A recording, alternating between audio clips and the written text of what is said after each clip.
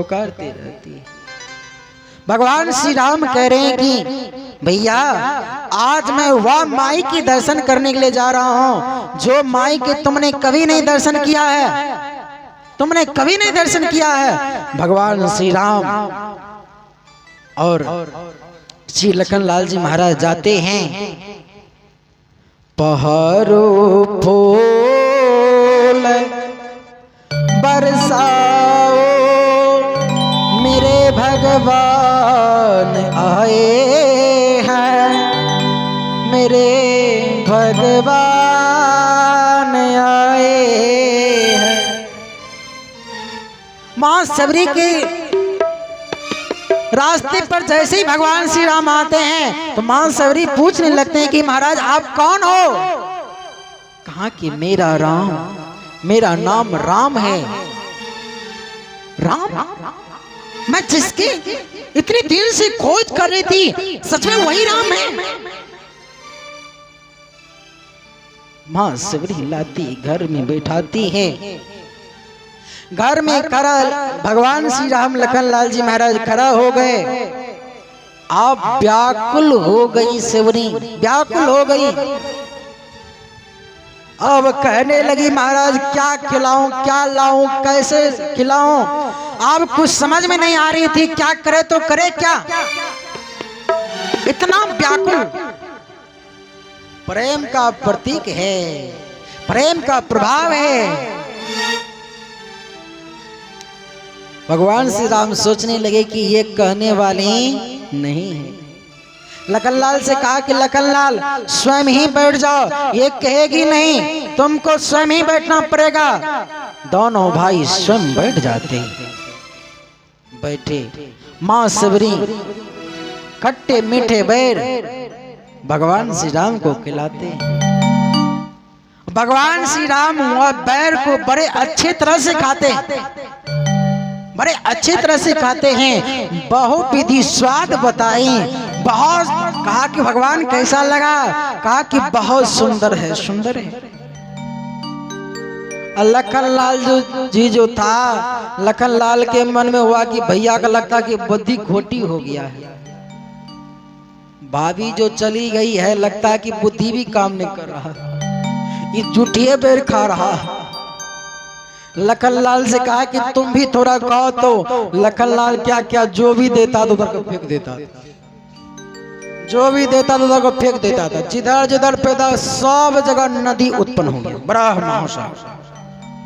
इसलिए 3 जगह पर फेंका। 3 भाग में पानी है, 3 भाग में पानी है, एक ही भाग में पृथ्वी है। 3 भाग जलतर, 1 भाग तलथड़ है, भूमि है। देखिए मां सबरी का जूठन में कितना शक्ति है। जाति का कौन बिलनी। जब जाने लगी भगवान श्री राम तो कहने लगे कि हे भगवान आप बताइए कि आपकी स्तुति किस तरह मैं करूं? देखिए स्तुति करने से भगवान खुश होते। मां सबरी पूछती है कि हे भगवान आपकी स्तुति किस तरह करूं? के वेद स्तुति करहूं तुम्हारे, अधम जाति में जरमति भारी। भगवान मैं अधम जाति की हूँ, अधमत अधम अधम अति नारे, तीन मंद में मंद अनार। मेरी बुद्धि भी खोटी है और जाति में तो अधम आई। भगवान श्री राम ने कहा कि सबरी इस चीज से मैं प्रसन्न नहीं होता। कोई जादव है, कोई ब्राह्मण है, अगर मेरा भक्ति नहीं करता तो मैं उनसे नाता नहीं रखता हूँ। भगवान श्री राम ने कहा कि सबरी तुम्हारे दरवाजे पर इसलिए नहीं आया, जाति पाति करने के लिए नहीं आया। आजकल हम लोग अपने अपने जाति में खंडित हो चुके हैं, बिखर चुके हैं। अगर जाति का प्रथा रहता तो क्या भगवान श्री राम ही मानते? क्या माना? अरे महाराज, जाति तो दो ही जाति होता है, एक स्त्री एक पुरुष। ये तो बाद बाकी जितना भी है ये सब पंडित का बनाया हुआ है, ये सब पंडित का बनाया हुआ है। भगवान श्री राम ने कहा कि कह रघुपति सुनो भामनि बात, मानो एक भक्ति करनाता। ए सबरी, मैं तुमसे इसलिए नाता मानता हूं कि तुम में 9 प्रकार की भक्ति है, तुम में 9 प्रकार की भक्ति है, तुम भक्ति करती हो, इसलिए तुमसे नाता मानता हूं। मैं जाति पाति का नाता नहीं मानता। जाति पाति गुण धर्म बराई, गुण बल परिजन गुण चतुराई। ये जाति पाति जो है ये बड़प्पन है, अपने को बड़प्पन कर रहा है, अपने को बड़ा मान रहा है, लेकिन जाति पाति नहीं होता। मेरे निगाह में तो सब एक होता है, एक होता। सबरी कहने लगी कि भगवान आपकी निगाह में सब एक है, तो कौन सा भक्ति सरल होगा, किनके शरण में जाएंगे? भगवान श्री राम ने कहा कि अगर तुमको भक्ति करना है तो सुनो, मैं भक्ति की बात सुनाता हूं। प्रथम भगति, क्या कहा? प्रथम भगति संतन कर संगा, दोसरी रति मम कथा प्रसंगा।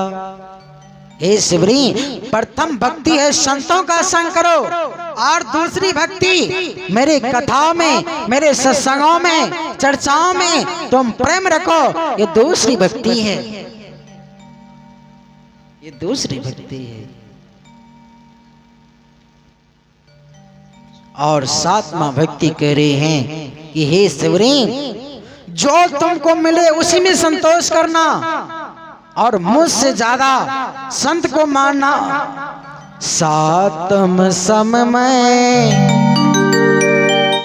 मैं जग देखा, मौते संत अधिक कर लेखा। हे शिवरी, मुझसे ज्यादा अधिक संत को माना। अगर संत को तुम मानेगी, वही संत में मुझे देखना। और 8वां भक्ति क्या है? 8 जथा, जितना धन हो उतना में संतोष करना। 8 जथा लाभ संतोषा, सपने नहीं देखई पर दोषा। महाराज, स्वप्न में भी किसी का प्रदोष मत देखना, किसी का निंदा मत करना। स्वप्न में भी मेरा याद रखना। 8 जितना तुमको मिले उसी में संतोष करना। जो धन मिल जाए उसी में संतोष करना, ज्यादा धन की इच्छा मत करना। 9वीं भक्ति कहते, 9वीं भक्ति, 9वीं भक्ति जिनको नारी पुरुष सरासर कोई भक्ति 9 प्रकार की भक्ति में जिनको एक प्रकार की भक्ति हो, तो पुरुष हो या नारी हो, वो कभी ना कभी एक दिन जाएगा ही, जाएगा ही, जाएगा ही। देखिए, भोजन का प्रभाव पड़ता, भोजन का प्रभाव पड़ता। इधर तो देखते हैं छलनी भी चला रही है, निंदा कर रही है, भोजन भी बना रही है, अब पड़ोसी को गाली भी दे रही है। अब जो आप भोजन बना रहे हैं, क्या उस भोजन में प्रभाव तो पड़ेगा कि नहीं? नहीं पड़ेगा। आप सोच समझ करके बनाइए भोजन। आपके पति पर असर पड़ेगा। जो जो भोजन खाएगा उनका मन शांत नहीं रह सकता, उनका मन अशांत हो जाएगा। जैसा खाओगे अन्न वैसा हो जाएगा मन। मन लोगों का ड्राइवर है, या मन पर असर पड़ता है भोजन का। इसलिए भोजन के समय में आप भगवान का जाप करके बनाइए। जो दीक्षा लिए हैं, जो मंत्र मिला है, वह मंत्र का जाप जप करके बनाइए, जाप जप करके बनाइए। पहला तो आप लोग से एक मैं क्वेश्चन करता हूं, आप लोग दुकान खोल लीजिए, ठीक है? आज दुकान के आगे में कचरा का डब्बा रख दीजिए और खूब बढ़िया बढ़िया सामान लेकर के दीजिए दुकान में। एक कोटो बताइए, दुकान चलेगा? बताइए सब लोग यहाँ बैठे हुए माई दाई सब, दुकान चलेगा? नहीं चलेगा। अच्छा बुरा तो नहीं मानेंगे ना? कहते हम ये भी सुने हैं कि शिव मत में कहता सब कुछ खाओ लेकिन भगवान शिव का जाप करो, ठीक हो जाएगा सब कुछ। आप ही लोग से मैं पूछता हूं कि ये मुख से आवाज निकलती है या आवाज वायुमंडल में प्रवेश करती है? आप भगवान के शब्द निकाल रहे हैं। हमारा मुख जब शुद्ध नहीं रहेगा तो क्या भगवान का नाम शुद्ध निकलेगा? बताइए, निकलेगा? एक माई थी, बेटी का